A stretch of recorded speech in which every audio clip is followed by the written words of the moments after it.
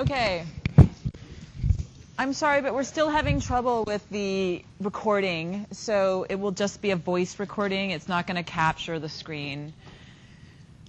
Sorry, the whole thing's been such a debacle. So today we're going to talk about classical sculpture, and we're also going to try and get to some of the late classical and Hellenistic art if we can. I'm not really worried if we can't because we have time when we talk about the Roman world. Okay, so basically what we're going to see around 480 BCE, when the Greeks are going to chase the Persians out of town for good, is a shift is going to occur in Greek thinking. A new level of self-awareness is going to permeate the arts. We're going to see it reflected in architecture with a new human-oriented, ambitious plan in the Parthenon, and we're also going to see it occur in sculpture as well.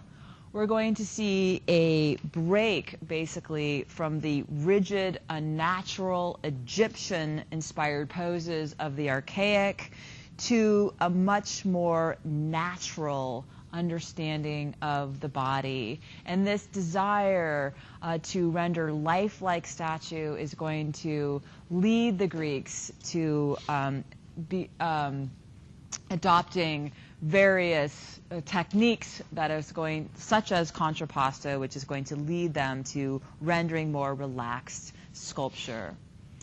And here is the seminal work Critias Boy that dates to 480 BCE, which is this moment in which the Greeks are going to make the shift towards this new stance of the body, which is called contrapposto, which basically means counterbalance, in which one aspect of the human body is turned in opposition to another part. And as we can see here, there's basically a weight shift happens where one foot is thrown to one side, creating a tension in the body as the hip it turns out and one foot becomes relaxed. The effect of this is to create a contrast between the rigid and relaxed elements of the body, allowing now for the viewer to see the inner workings of the body. And instead of being understood in terms of a series of different parts, we see the artist understanding the body as a system, that if the body is manipulated in this way, it's going to affect another part of the body. Here I'm comparing this to Critias Boy, and we can see what an extraordinarily different effect that it has. How so? You tell me. Yeah, Leo. Right. Well, we get a sense of a weightiness, right? I mean, it's extraordinary how much more lifelike this guy is on the left. Yeah, Tommy. Yeah, the shoulder slightly moves forward as well, contraposed to the other side. Good. And we get a break away from that severe frontality of the Kouros figures from the archaic age. Yeah, Sam? Well, the muscles also work together, right? And we also see, like, particularly if we look through, let's say, the diaphragm area, here we see that the air is actually like as if he's actually expelling air, right? As if he's actually breathing. Which is different than just kind of capturing the sense of like just the musculature of the abdomen. Here we see it in action or activated, right? Instead of, we lose the archaic smile, but instead we get a sense of him actually taking a breath. Yeah, JW? That's part of the contrapposto, right? We see a shift of the shoulders, a bit of a turn of the head, the weight bearing occurring on one hip, not the other. We have many similarities at play as well here, right? We also see, this continued interest in the nude body. This is a young, youthful figure. Luckily, the hairstyle changes a bit. Now we have the hair braided around and put into the front rather than flowing down the back of the figure, which is a shift that happens in this classical period. Yeah, the effect is a much more, obviously, lifelike sculpture. This is another work from this early period. These are often called early classical works. Also, this is called severe, the severe style. It's when the archaic smile kind of goes away, so the figures look more stern. Here, the charioteer from 470 was found in Delphi, where there was a great oracle. This was an important religious site in Greece for many years. And they found here a large group of sculpture, this being the work in the best state of preservation, which would have been part of a chariot team. Here is the actual driver. It was believed that it would have had several horses, possibly 6 horses and 2 grooms. And this was an event that would actually occurred in Delphi, where we would have chariot races happening on a biannual basis. Here we see that more an affinity with the archaic, right, with a more frontal form. The head, however, is turned. We are given this calm moment in the race after the race is ended, rather than the kind of frenetic moment of energy. Interestingly, also, the high-belted garment flows downward here, not unlike the fluting of Greek columns. There is inlay and detail in the face. This was to give it a sense of lifelikeness. Inlaid eyes were often used, and copper detailing of the face, and nipples, eyelashes, and lips during this phase. And it's during the early severe classical style that we begin to see the use of bronze being used widely in the rendering of sculpture. And in fact, most of the Greek works that we know today are actually Roman copies of bronze originals. Yeah, Matt? Yeah, those are part of the range. It would have been a much larger group. Perhaps one of the very most famous of these bronze sculptures is this one, believed to be Zeus or possibly Poseidon. This is a larger-than-life work. It's about 6'10" tall. One of the very rare Greek bronzes that we have today. And most of these, like this, was found as part of a shipwreck. It was lost off the Cape of Artemision in Greece. Basically, the Romans are going to, when they capture Greece in the 1st century, are going to become besotted with Greek art and culture, and they are going to ship Greek works of art back to Rome by the boatload, and a few of these boats did not make it, ran aground, and it's from these wrecks that we have pulled the few bronze statues that remain in the world. Many of them were melted down over the history for the metal and transformed into other objects. Here we can see, obviously, this extraordinary work here, the supreme god, Zeus. Here looking very athletic. We have a mature man wearing a beard here, hurling a weapon, believed that he would have had a thunderbolt in his hand. You can see that he also is in the pose of the javelin thrower. And gods and athletes have a great correspondence in Greek culture. It was believed that the finer the body, the more like the gods, the individual. And this was part of the desire to achieve athletic excellence, to be more godlike.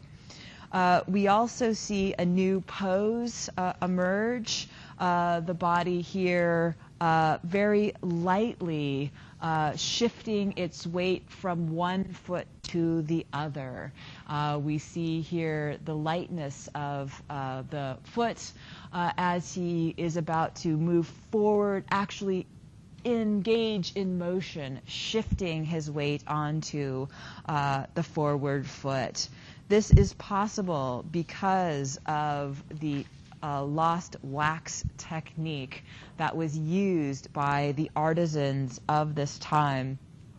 Basically, and this is what we're going to go and learn about at the foundry, it was a complicated process that first involved the making of a clay model. It's during this classical period that models were used. Also, this is an age of interest in anatomy. We're going to see Greek surgeons are going to dissect the body, and artists are going to look at dissections as a means to understand the workings and the musculature of the human body. There will be basically a clay model made of the figure to scale, and then from this a mold will be made and taken apart. I actually think it might be easier if I found a great video on this, and we'll watch how the process is done, and then we're going to watch it enacted tomorrow. So let's just watch the video. I got it from YouTube, from the National Sculpture Society.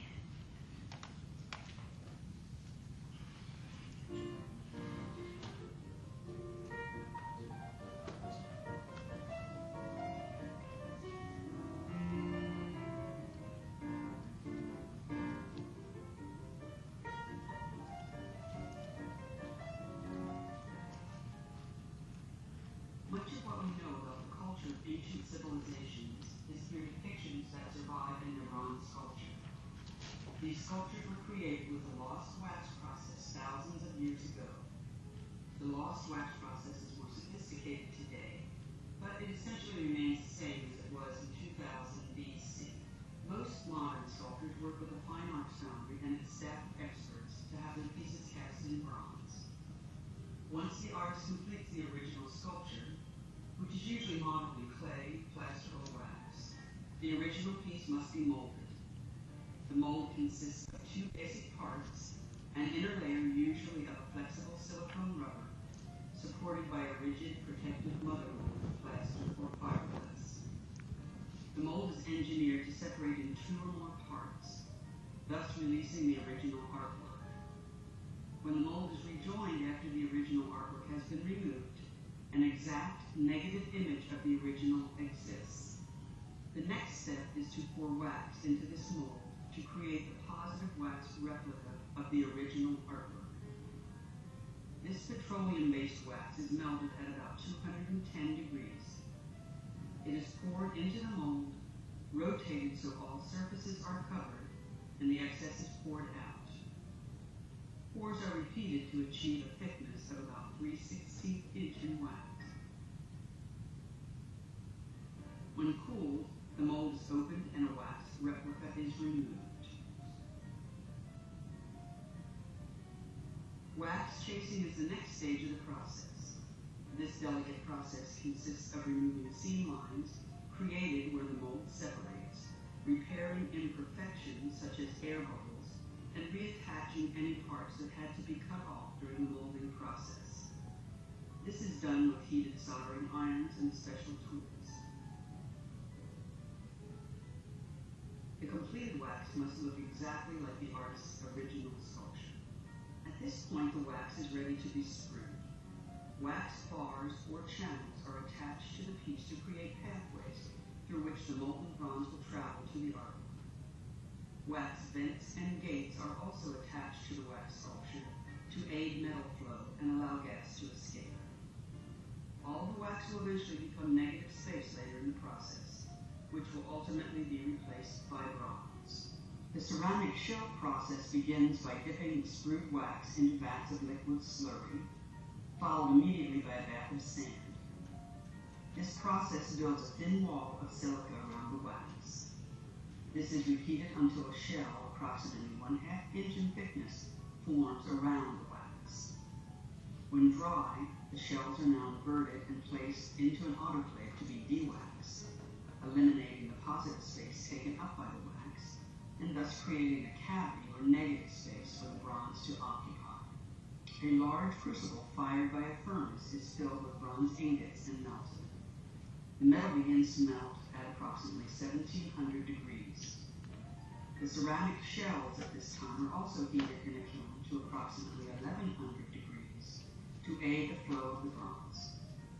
When all temperatures are reached, the shells are removed from the kiln and the molten bronze is poured into the shells.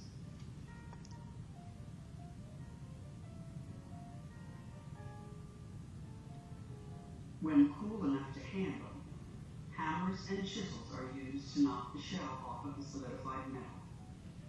Gates and screws are also cut off. Lastly, the piece is sandblasted to remove the fine remaining shell from the bronze. The bronze must now have all imperfections repaired and any parts welded back on that were cut off during the screwing process, once again making an exact reproduction of the artist's original sculpture. Pneumatic tools are used to recreate these subtle surfaces. If internal support is needed, it is added now. The final step in this process is applying the patina to the bronze. This process enhances the surface by creating color through the application of various chemicals, which are applied at a high heat with the use of a torch gun. When the desired effect is achieved, a thin coat of clear wax is applied to the surface to enhance and preserve the patina. As you can see, the lost wax casting process is lengthy and labor-intensive, requiring the collaboration and expertise of many. Knowledge of this process gives us a deeper respect for bronze sculpture. Okay.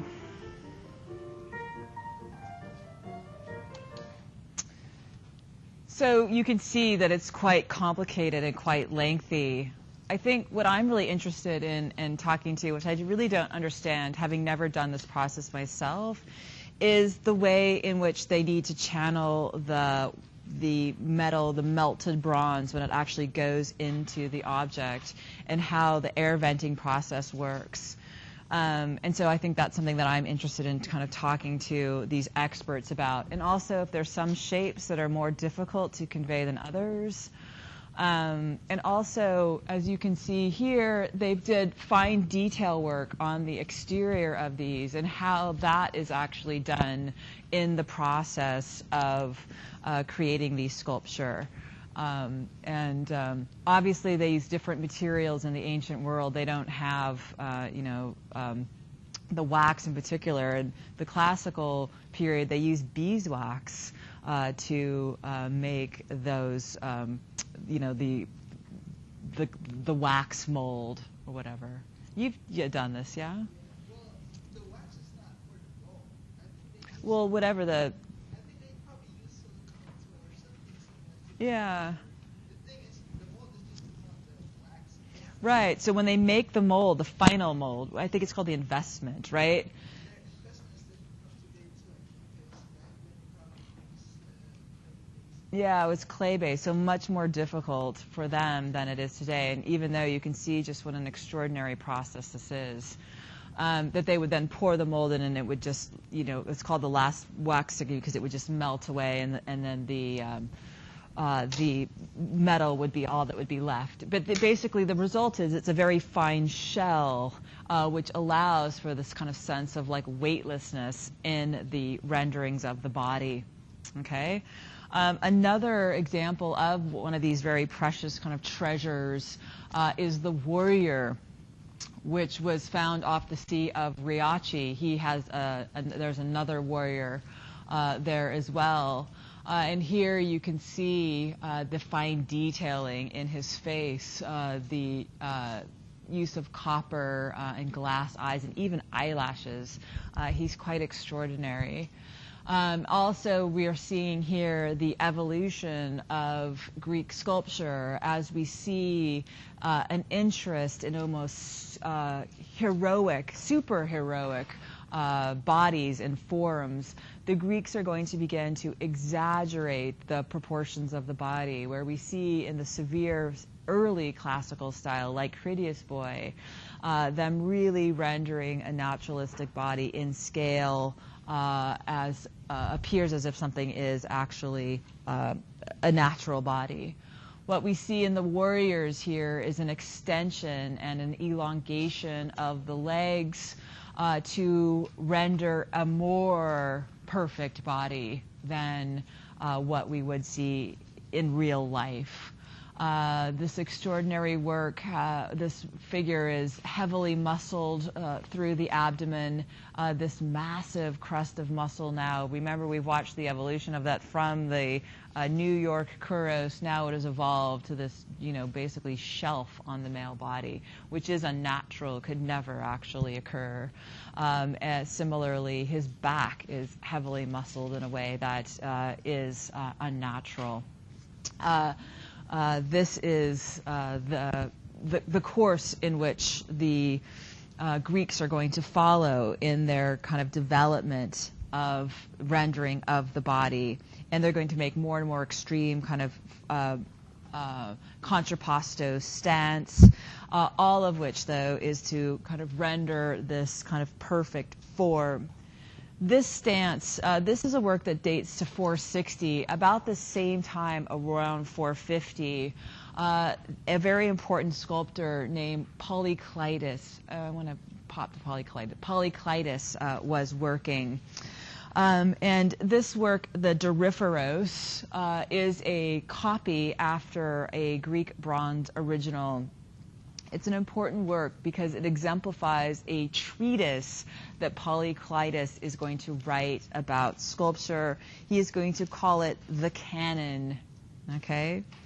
And in his work, the Canon, he is going to basically summarize his idea about human beauty, which he is going to argue is based on his notion of symmetria, which is basically the commensurability of the parts, that basically that the body should follow law of proportion, that if one aspect of the body, say a finger, is such and such a length, that will dictate the length of the arm, which will dictate the length of the torso, which will dictate the height of the body. So that basically a perfect sculpture, as he believes this work to be, will be constructed according to an encompassing mathematical formula. And Polykleitos is going to use this to basically impose order on the human form, according to his ideas of commensurability or symmetry. This is an interesting concept. This is a very idealized concept that you can kind of render a perfect body through mathematical means. This is very much part of this golden age period in which there was a belief that one could achieve an ideal form, and this could be done through mathematics. This was very much a product of this period of peace and harmony that's going to last for a very short time. We're going to see that shortly thereafter, when things become more tumultuous in the Greek world, that there's going to be a shift away from this very controlled understanding. He's also, importantly, divided the body into 4 sections. We see that he has been placed, the figure's been placed in the contrapposto form. But he's now placed the arms and legs in counterbalance with one another. You can see here that as one leg is flexed, he has flexed the opposite arm. Likewise, he has relaxed one leg, and he relaxes the opposite form, creating this sense of counterbalance through the body.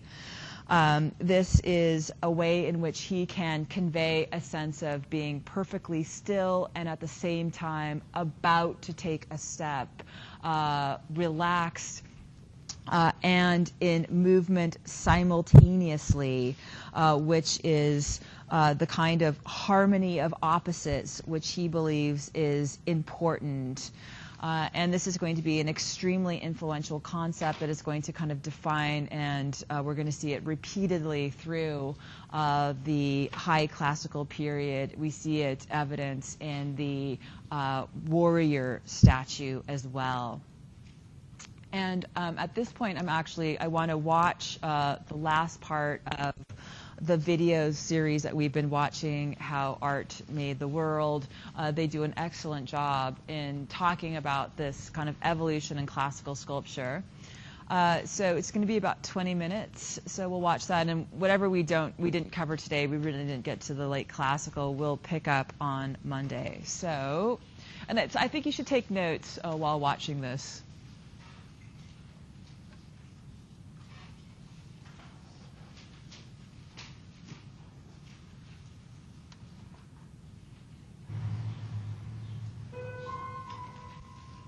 Perhaps this could explain the images that dominate our modern world.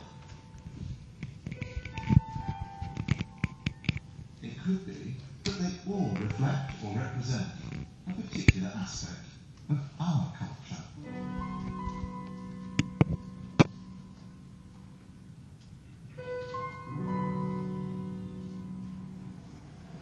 So, surely, there's the answer to our mystery. Culture is king. The society that we live in, the values that we create for that society, these are what dictate how we depict the human body. Well, actually, our story doesn't end there.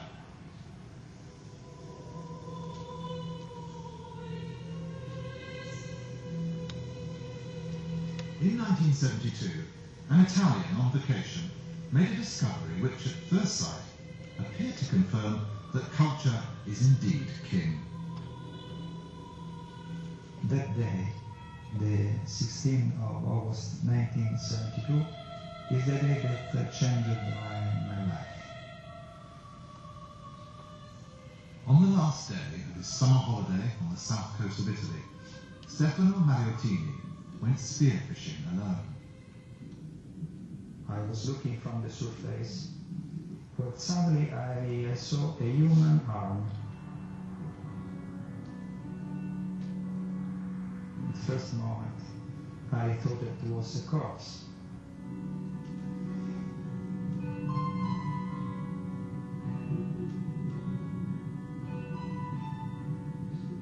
When I went closer and I recognized that the material was bronze.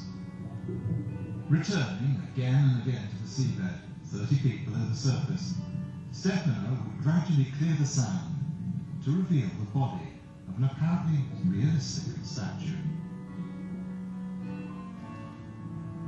I was astonished. The face was wonderful. I wanted to continue to remove sand. I want to never finish. To see again those details, so wonderful, so beautiful.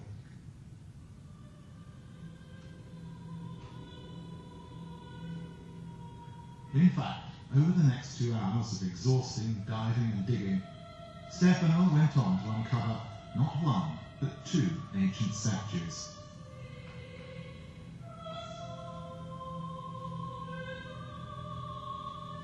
When brought to the surface, they would bring Stefano considerable financial reward. And they would also solve our mystery.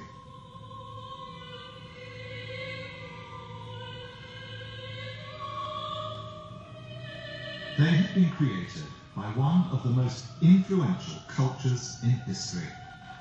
They came from ancient Greece.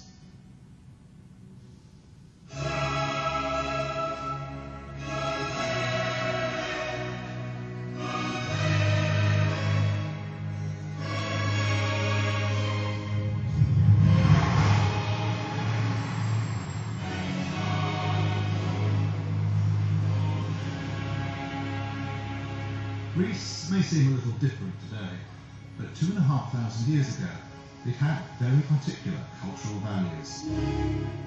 Ancient Greeks were preoccupied with philosophy and mathematics. They believed in many different gods and goddesses.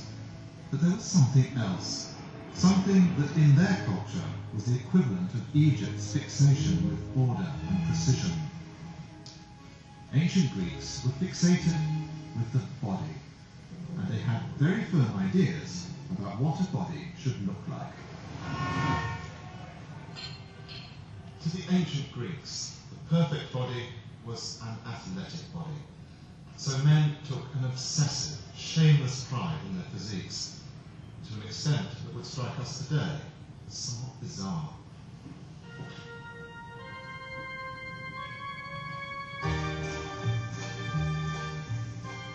Imagine if men today behaved like they did in ancient Greece. They display their bodies without hesitation or shame.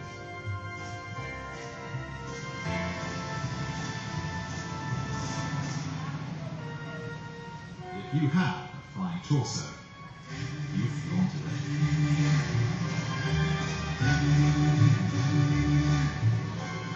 But back then, they had a special reason for all this. They believed their gods took human form and had beautiful bodies. So the more impressive you could make your own, the more like a god you were perceived to be. It really was the case that if you looked good, you were good.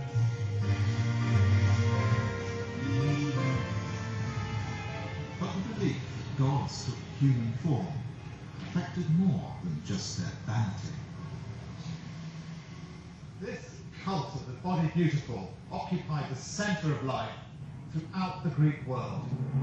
From here in Athens to here, Agrigento, on the coast of modern Sicily.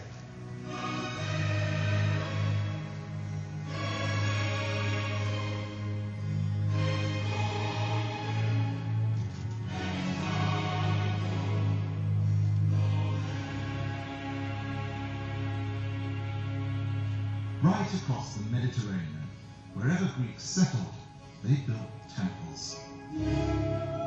And it was here their belief that gods had human bodies was focused.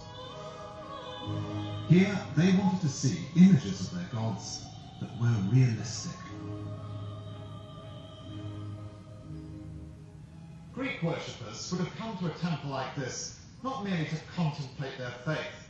They came expecting to find their gods in residence, actually to meet them face to face. In order for that to happen, they needed statues. But there was a technical problem. Greek sculptors were mostly confined to things like this, figurines on a small scale. As late as 700 BC, figurines were as close to lifelike and life-size as the Greeks could get. And yet, within just a few generations, the Greeks would realize their dream.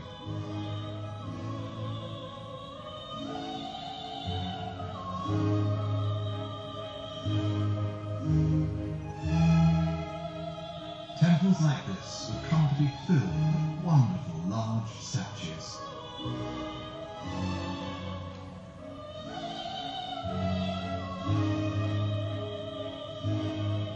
And these statues would be so lifelike that Greek worshippers would believe they actually were the gods in person, watching them in the temple, hearing their prayers. What's even more extraordinary is this transformation from small figurine to living God happened in an amazingly short period of time.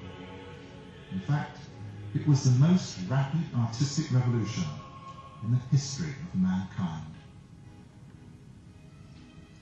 What happened? How was it that after several centuries of effort, Greek sculptors suddenly acquired the necessary skills to create life-size, lifelike images? Well, the answer to that lies in a somewhat surprising place. I'll give you a clue.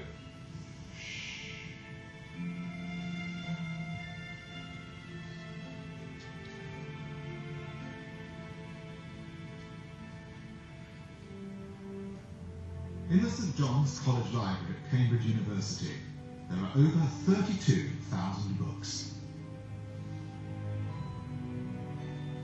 Buried in the pages of one of them is a small detail, which at first glance seems almost irrelevant.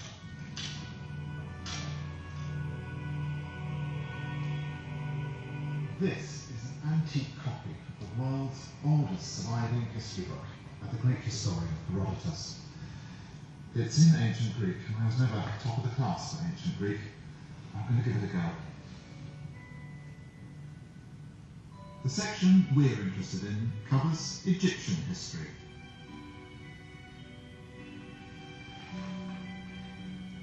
Here's the passage we're looking for. Here, he talks about an Egyptian called Psammetichus. Around the time of the 25th dynasty, it's about 660 BC, this Psammetichus, we're told, he swore to seize control of all of Egypt. Shortly after, foreign soldiers arrived on Egypt's shores. Psammetichus seized his chance. He hired these soldiers as mercenaries, and with their help, soon won the throne of all Egypt. Well, good for him. What matters for us is where these mercenaries came from. And it tells us here that they came from Ionia and Caria, what we would know as part of ancient Greece. This was enough to spark an artistic revolution.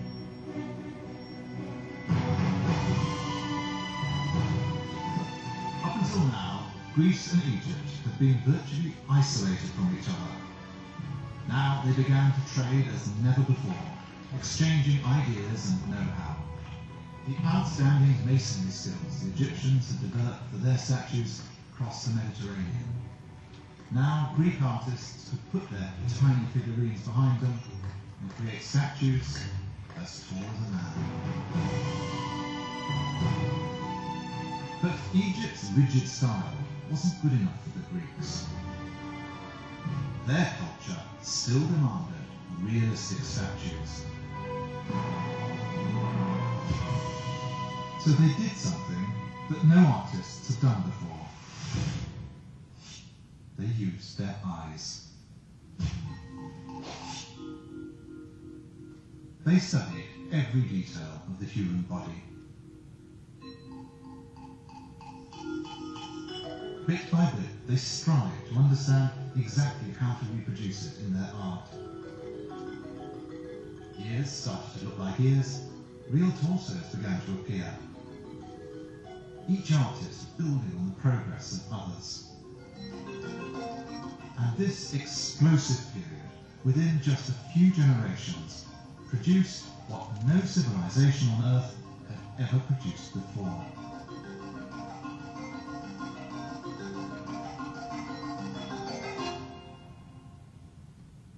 This is Critian Boy, and he's a milestone in the history of art.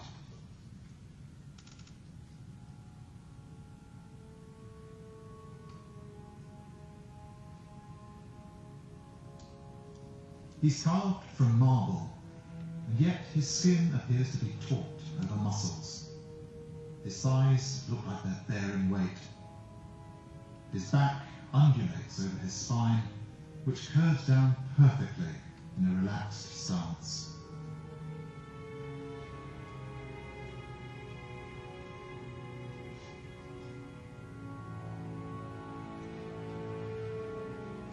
Greek artists had created precisely what their society had urged them to. A truly realistic human body.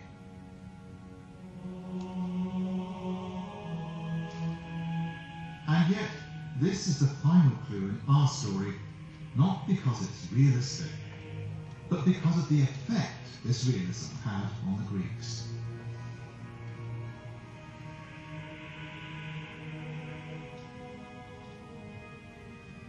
This exquisite statue gives us an absolutely historic moment. For the very first time, man creates an image of himself that's fully nude and truly lifelike. So, for the Greeks, this was like the pinnacle of artistic achievement. They've reached their goal, art as the perfect imitation of life. Now they could carry on producing gorgeous statues like this forever. But that's just it. They didn't. Within a generation, the Greeks stopped making realistic statues like this. But why? Why, when their culture had made them strive for reality, did they almost immediately abandon it? The answer reveals something fundamental about us as human beings. When it comes to images of the body, we're driven not just by culture, but also by something we thought existed only in the earliest humans. It's that primeval instinct to exaggerate, as observed by Professor Ramachandran in The Venus of Willendorf. The instinct, he argues, is hardwired into the brains of all humans, even if in some cultures it was suppressed. The principle of exaggeration must be something that is hardwired in the neural machinery of visual pathways in the brains of every human being. And when you speak of universals, you have to realize that what's universal is the propensity to do this, but this can be overridden by culture. For example, if you look at Egyptian art, the pictures of anything are highly rigid, highly schematic, and they lack the energy and movement and vigor that you could convey in the human form using the principle of exaggeration. Professor Ramachandran is convinced that Greek culture now had the right ingredients to reawaken this ancient instinct. And it was this that made them reject the realism that they created. The problem with the Crickean boy is it was too realistic, and that makes it boring. If art's about realism, why do you need art? You can just go around looking at things.